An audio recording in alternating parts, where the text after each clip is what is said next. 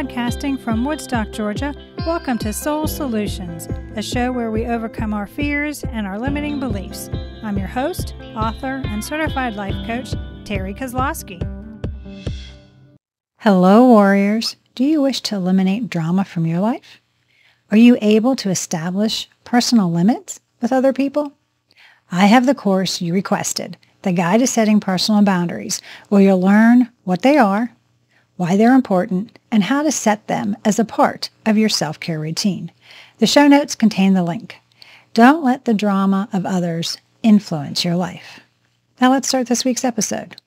Episode 165. Yes, you can live life with authentic self-control of the egoic mind. Like most good things, an excessive amount of self-control may be harmful to your health and relationships.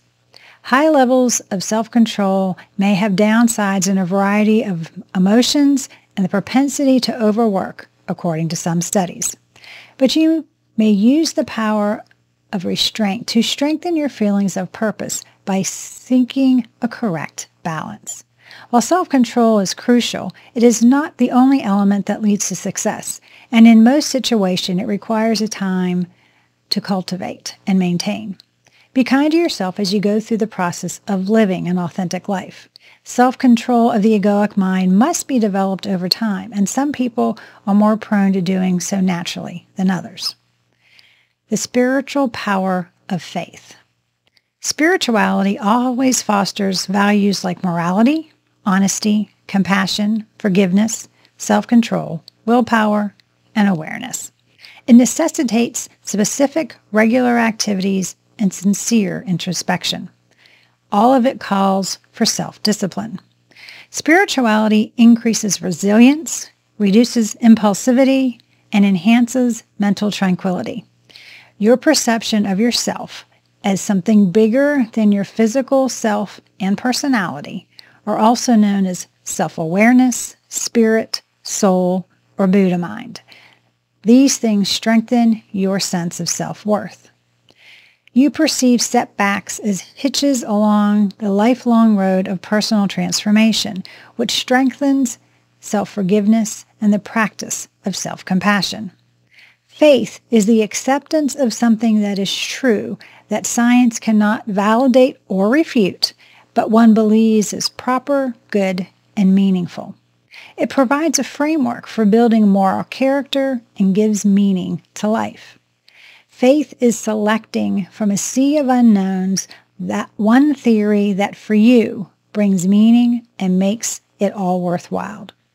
Then, until you discover something better, you decide to view the world through those lenses, navigate uncertainty with that map, and reap the rewards. Faith is an internal choice, sentiment, or experience.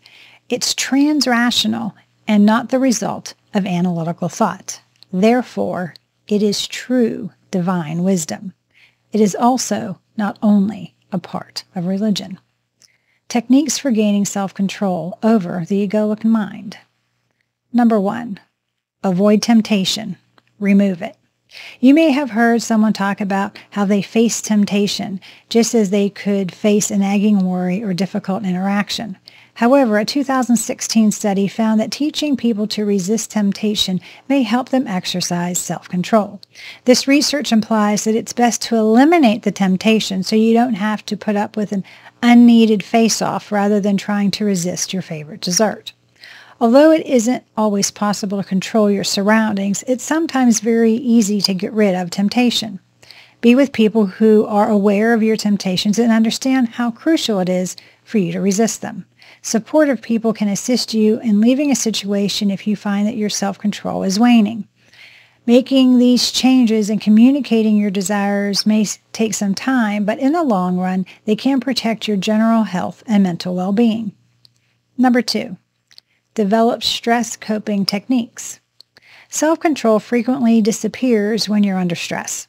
According to research, those who exercise more self-control may be better at controlling their stress levels, which makes unpleasant thoughts less intrusive and overwhelming. They also have a tendency to be better at placing themselves in encouraging, low-stress environments that support their objectives and mental health. Researchers discovered that individuals with higher degrees of self-control experienced more steady stress levels and reported experiencing less overall stress. Consider the last time you experienced significant stress. It wasn't a moral failure if you found it difficult to make an appropriate or healthy choice. Rather, stress made it challenging to do cognitively demanding activities, according to psychologists. The standard method for reducing stress comes in particular handy when there are a lot of stress around. Spend time creating your unique set of coping mechanisms besides getting enough sleep and maintaining a healthy diet. These might comprise of a 10-minute stroll around the block, calling a member of your trusted tribe, reading, meditating, or praying, getting quiet and listening to your soulful self. Remember that everyone experiences stress slightly differently, so how you use to cope can change. Number 3, monitor your development. It's challenging to keep motivated when pursuing either short or long-term objectives if you don't recognize your progress. Use SMART goals if you require a method to monitor your progress. The acronym for SMART refers to specific, measurable, achievable, relevant, and time-bound goals. For instance, your SMART goal might be to study for a psychology course test for an hour every evening for 3 weeks.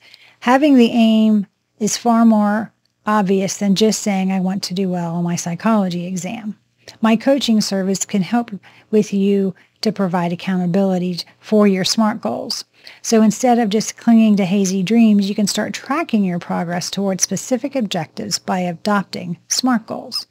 Number 4, defining your why. Dr. Michelle, a psychologist using the marshmallow test to gauge children's capacity to delay pleasure in a seminal study on self-control in kids. This research inspired them to create the hot and cool system, a hypothesis that aims to explain why willpower works or doesn't work. According to this belief, a hot stimulus is like the devil on your shoulder. Some persons may be more or less prone to hot stimuli, such as a marshmallow, which affects their capacity to postpone satisfaction via willpower. If you find you give in to your want for instant gratification, it may be good to pause when presented with temptation and define your why. Keep a list of your primary motivators in plain sight by writing them down in a journal. Short-term rewards can feel wonderful at the moment, but when they are compared to your long-term objectives, it may be simpler to make a decision that will help you in the long run. Number 5, establish accountability.